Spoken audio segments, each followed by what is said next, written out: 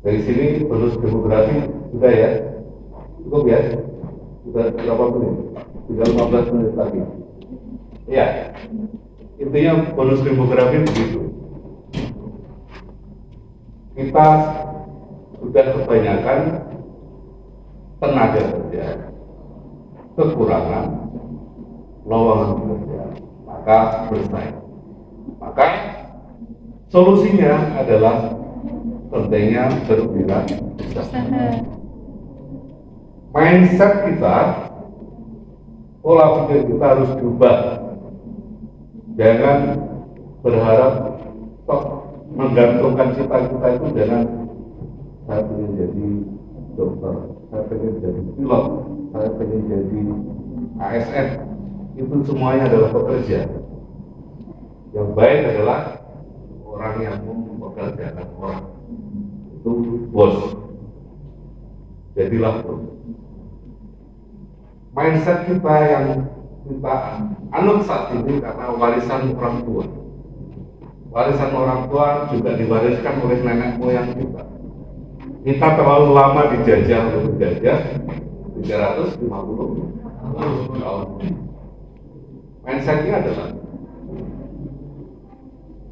struktur sosial, struktur masyarakat zaman penjajah itu dibagi beberapa tingkatan. Struktur yang teratas adalah kaum penjajah, kaum barat, orang barat, orang Eropa. Lalu struktur yang kedua adalah Asia Timur. Orang-orang Asia Timur itu dari Cina, Jepang, India. Lalu struktur yang paling bawah adalah pribumi. Pribumi pun dibagi menjadi beberapa tingkatan. Ada priai, santri, dan abang. Nah, banyak di pribumi masih dibagi lagi. Santri, priai, santri, abang.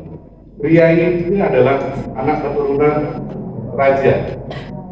Anak keturunan kalau di Sumatera adalah anak keturunan kepala suku katakanlah. Lalu santri adalah ya kaum santri, kaum ulama dan santri. Punya abangan itu yang kalau kita pengertian sederhana saat ini adalah pegawai, orang-orang yang petani lah kelas-kelas. Sehingga kalau orang tua kita dulu adalah petani, melihat dulu itu orang Belanda penjajah membatasi pendidikan bagi orang pribumi. Yang bisa sekolah adalah biasanya adalah kaum pria, anak keturunan raja, nengrat, kaum nengrat yang bisa sekolah. Rakyat biasa tidak bisa sekolah. Maka rakyat biasa biasanya melihat pria itu hidupnya enak. Biasanya bekerja untuk Belanda. Maka muncul juga pemeo bahwasanya orang-orang pria itu, orang-orang ningrat itu adalah antek Belanda. Karena memang bekerja di perusahaan-perusahaan Belanda sebagai ASN-nya Belanda. Dan rakyat biasa, abang tadi melihat menjadi pegawai lemah, tidak pernah berlumpur ya, kerjanya kantoran, pakaiannya berlente, tidak pernah keluar keringat, gajinya besar. Maka itu mempengaruhi pola pikir, mindset bahwasanya mudah-mudahan nanti anak saya kalau bisa sekolah, kalau lulus bisa menjadi pegawainya pemerintah. Itu sampai pada masa kemerdekaan. Itulah yang mempengaruhi kenapa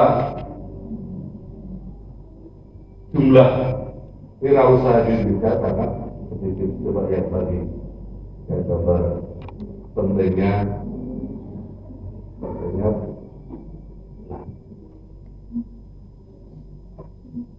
Jadi menurut penelitian suatu negara perekonomiannya akan tumbuh dan berlangsung dengan baik itu kalau 2% penduduknya sebagai pengusaha.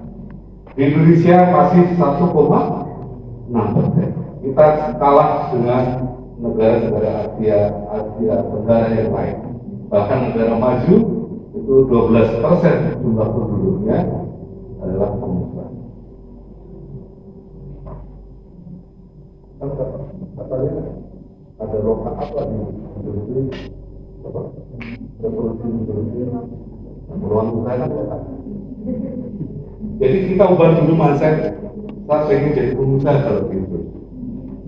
Kira-kira mau nggak? Terus mau usaha apa?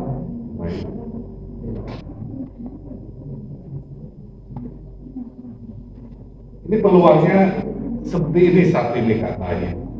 Yang jelas lokal saat ini yang berhubungan dengan kebutuhan pokok manusia. Kemudian kebutuhan sekunder.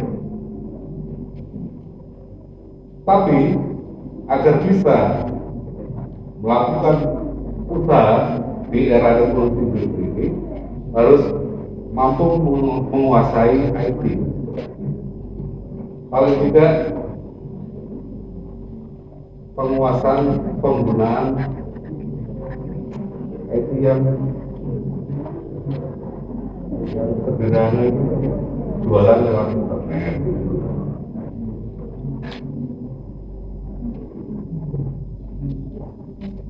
Online. Ini kan contoh bisnis apa analisa Google kemampuan penetrasi bisnis jualan HP, smartphone itu masih peluangnya besar.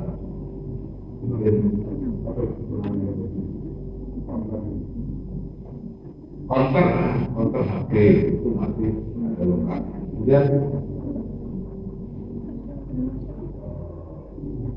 aksesoris smartphone itu kebutuhannya permintaannya masih besar 94, 68. Kemudian ini apa? Yang permintaan naik mobil, kebutuhan mobil setiap masa selalu meningkat karena terhubung dengan gaya hidup, apalagi gaya hidup orang Palembang. Ya, orang hidup gaya Palembang kan gaya-gaya semua kan? Mana sih? Aduh gawi, padahal nganggur pun nggak mau dia bilang pengangguran. Gaya hidupnya. Kemarin saya ketemu ilmiah ya di diskusi di rumah dinas wali kota. Ilmiahnya pernah melakukan survei bahwasanya orang Palembang belanja hariannya lebih besar dibanding orang luar Palembang. Gaya hidup, senang jalan-jalan, senang makan-makan, bergaya. Senang jalan-jalan ke mall juga, belanja apa saja. Maka bawahnya lagi peluang ini adalah terus bawah tren komersial tersebut. Terus bawah. Nah, peluang restoran jualan makanan masih besar di Jepang. Ini yang bilang bukan saya, analisanya Google. Maka kesini saya masuk Palembang tahun 2006. Jalanan masih lengang. Dan kalau nyari makanan paling martabak, kemudian kalau tidak dirawat. Sekarang restoran sudah di mana-mana, kafe-kafe di mana. Lokalnya masih ada. Kalau mau usaha lanjut. kebutuhan ibu-ibu. Lanjut, ini apa ini? Movie game. Nah, penguasaan terhadap revolusi industri 5.0 adalah berbasis kecerdasan buatan dan alatnya adalah smartphone, bisa tablet. Maka yang mampu memprogram game, hiburan-hiburan yang lain, seperti itu film, itu lokaknya mahasiswa. Apalagi game yang ada nilai, ada unsur judi.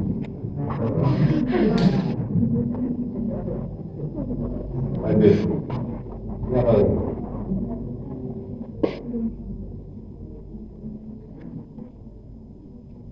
Simpan pinjam online, pinjam.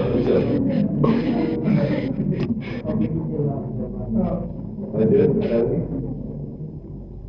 Ini apa ini? Makmur. Rekreasi. Langsung katanya lagi booming tentang rekreasi. Dan wisatawannya dari mana? Dari orang Palembang. Tapi orang Lampung ke Palembang. Ini rekreasi ini menjanjikan. Yang booming Lampung, kemudian tinggi daerah Jakarta itu tiap desa yang memiliki potensi pariwisata di situ dikembangkan.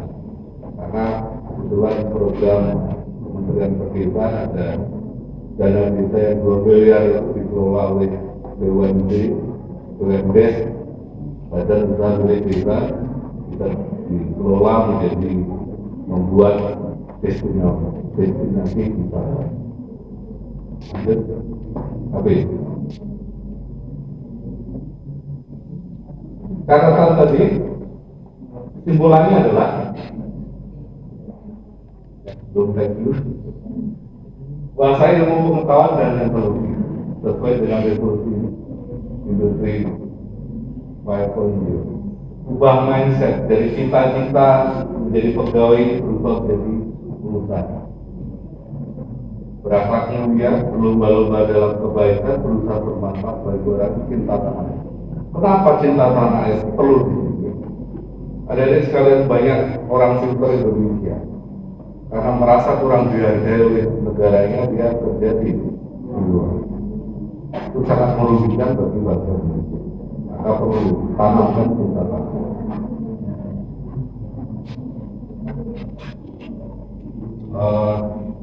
Yang perlu saya garis bawahi mana?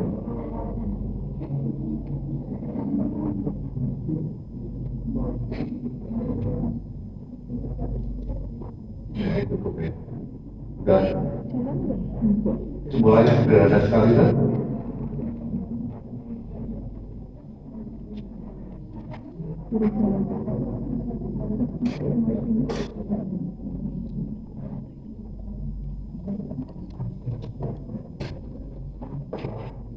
Oke, cukup. Kalau ada pertanyaan, masih ada waktu.